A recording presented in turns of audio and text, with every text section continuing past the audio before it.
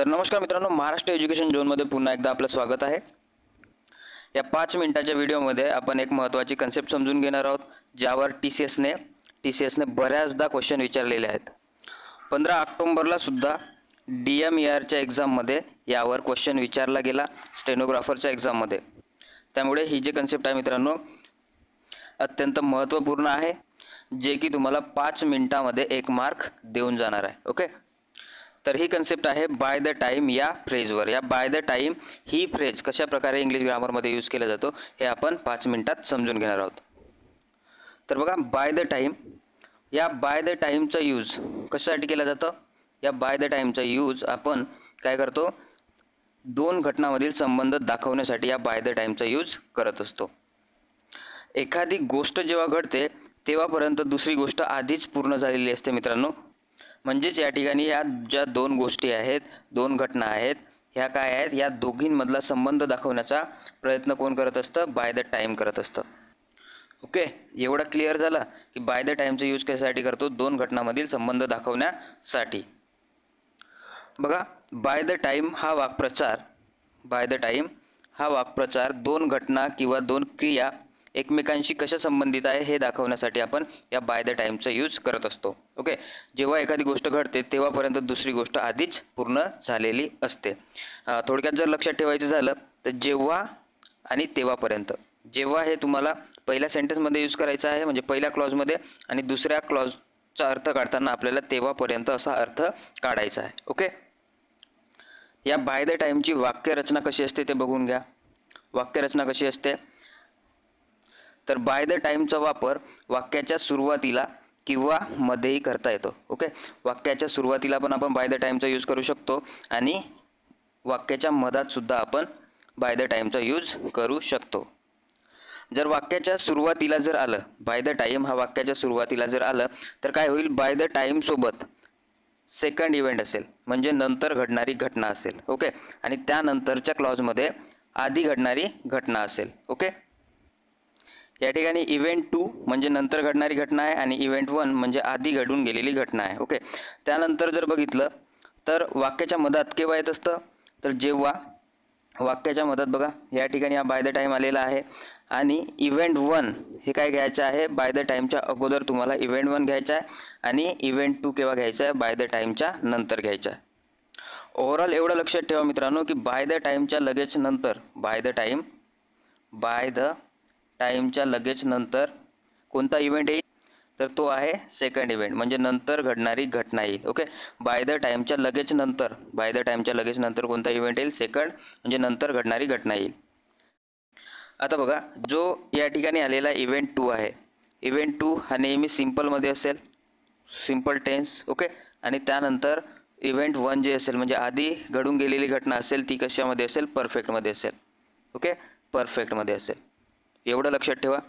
आणि आता स्ट्रक्चर बघा कसं बनणार आहे टेन्सचं। ओके, टेन्समध्ये हा स्ट्रक्चर कसा असेल? तर by the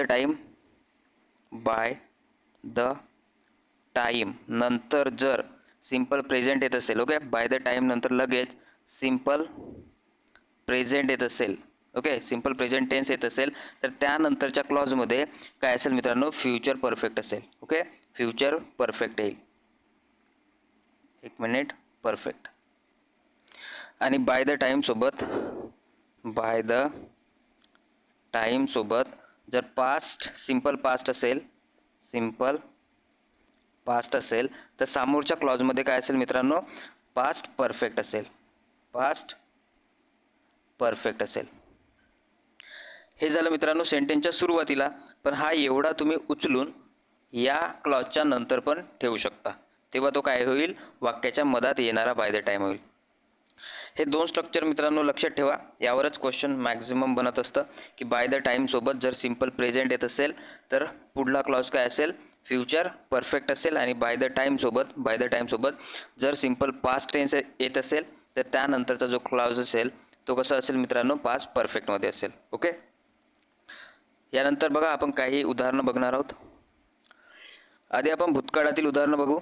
by the time, पहिलं एक्झाम्पल बघा, एक मिनिट, पहिलं एक्झाम्पल बघा, by the time we arrived the movie had started. म्हणजे जेव्हा आम्ही पोहोचलो तेव्हापर्यंत चित्रपट काय झाला होता, सुरू झाला होता. म्हणजे या ठिकाणी आधी कोणती घटना घडली मित्रांनो, ही घटना घडली. त्यामुळे हा जो क्लॉज असेल मित्रांनो तो परफेक्टमध्ये असेल आणि नंतर घडणारी जी घटना असेल मित्रांनो ही सिम्पलमध्ये असेल, जे की बाय द टाईमला लागून येईल. ओके. त्यानंतरचं उदाहरण बघा, she had finished her homework by the time I called her. म्हणजेच जेव्हा मी तिला फोन केला तेव्हापर्यंत तिने तिचा गृहपाठ पूर्ण केले होते. या ठिकाणी बाय द टाईम हा कसा आला आहे, वाक्याच्या मधात आला आहे मित्रांनो, आणि बाय द टाईमला लागून कोणती इव्हेंट आला आहे मित्रांनो, बाय द टाईमला लागून दुसरा इव्हेंट आला आहे आणि आधी घडून गेलेली घटना बाय द टाईमच्या अगोदर आलेली आहे. ओके. त्यानंतर तिसरं एक्झाम्पल जर बघितलं तर by the time the teacher entered the class the student had arrange the chair. बघा या ठिकाणी पण जेव्हा शिक्षक वर्गात आले तेव्हापर्यंत विद्यार्थ्यांनी खुर्च्या मांडल्या होत्या. ओके. म्हणजे वर्गात शिक्षक येण्यापूर्वीच त्यांनी काय केले होतं, या ज्या खुर्च्या होत्या त्या अरेंज करून ठेवल्या होत्या. म्हणजे पहिले आधी घडणारी घटना या ठिकाणी कोणत्या मित्रांनो, खुर्च्या मांडण्याची, आणि त्यानंतर वर्गात शिक्षक येण्याची. ओके. तर जी आधी घडणारी घटना आहे मित्रांनो हॅड अरेंज्ड आलं आहे, म्हणजे पास्ट परफेक्टमध्ये ही घटना आलेली आहे आणि ही सिम्पल पास्टमध्ये आहे. ओके. तर अशा प्रकारे हे तिन्ही उदाहरणं जे आहेत ते झाले भूतकाळातील. ओके. यानंतर आपण भविष्यकाळातील उदाहरण बघणार आहोत. बघा पहिलं एक्झाम्पल आहे या ठिकाणी. पहिलं एक्झाम्पल बघा, by the time you read this I will have left. म्हणजे जेव्हा तू हे वाचशील तेव्हापर्यंत मी निघून गेले असेल, असं या ठिकाणी मिनिंग निघतं. म्हणजेच बाय द टाईमसोबत काय आलेलं आहे, सिम्पल प्रेझेंट आलेलं आहे आणि नंतरच्या क्लॉजमध्ये फ्युचर परफेक्ट आलेलं आहे.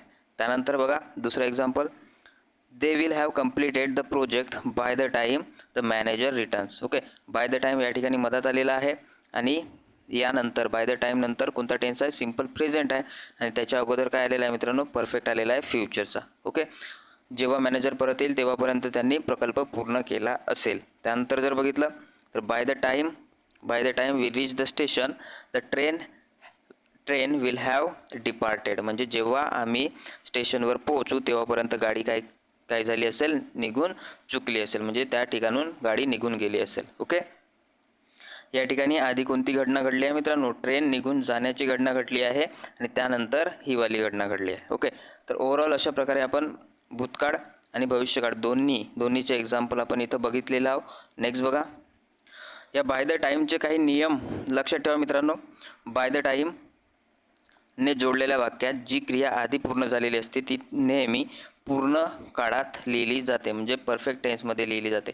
जी घटना आधी पूर्ण होते ती कोणत्या टेन्समध्ये लिहिली जाते मित्रांनो, परफेक्ट टेन्समध्ये. ओके. एवढं लक्षात ठेवा.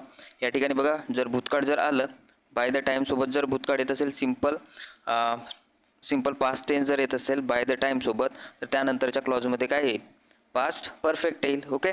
त्यानंतर जर बघितलं की बाय द टाईमसोबत प्रेझेंट टेन्स जर येत असेल, सिम्पल प्रेझेंट टेन्स, तर त्यानंतरच्या क्लॉजमध्ये काय येईल मित्रांनो, फ्युचर परफेक्ट टेन्स येईल. ओके. म्हणजे ओव्हरऑल बाय द टाईमने जोडलेल्या वाक्यात जी क्रिया आधी पूर्ण झालेली असते ती नेहमी पूर्ण काळात असते, परफेक्ट टेन्समध्ये लिहिली जाते. ओके. यामध्ये होणाऱ्या चुका बघून घ्या मित्रांनो. बघा या बाय द टाईमसोबत बाय द टाईमसोबत आय रीच्ड आणि शी लेफ्ट, म्हणजे दोन्ही टेन्स सिम्पल पास्ट आहेत मित्रांनो. अशी तुम्ही गलती समोर करू नका. म्हणजे दोन्ही बाय द टाईमसोबत दोन्ही क्लॉजमध्ये सिम्पल पास्ट येणार नाही मित्रांनो. ओके. जर सिम्पल पास्ट आला तर समोर परफेक्टवाला टेन्स येईल. त्यानंतर बघा इथं बरोबर यूज केला गेलेला आहे bye the time I reached she had left, म्हणजे परफेक्ट पण आहे आणि सिम्पल टेन्स पण आहे. या ठिकाणी सिम्पल पास्ट पण आहे आणि पास्ट परफेक्ट पण आहे. हा या ठिकाणी बरोबर यूज असेल. ओके. ओव्हरऑल जर बघितलं तर बाय द टाईमचा अर्थ जेव्हा तेव्हापर्यंत असा होतो. याचा वापर दोन घटनांमधील संबंध दाखवण्यासाठी होतो, जेथे एक घटना दुसऱ्या घटनेपूर्वीच पूर्ण झालेली असते. ओके. अशा प्रकारे मित्रांनो आशा बाळगतो की हा 5-6 मिनिटाचा जो व्हिडिओ आहे मित्रांनो हा तुम्हाला युजफुल वाटला असेल, आणि नक्कीच जर युजफुल वाटला असेल तर लाईक करा आणि सोबत सबस्क्राईब पण करा मित्रांनो, आणि शेअर करून सपोर्ट पण करत चला. धन्यवाद.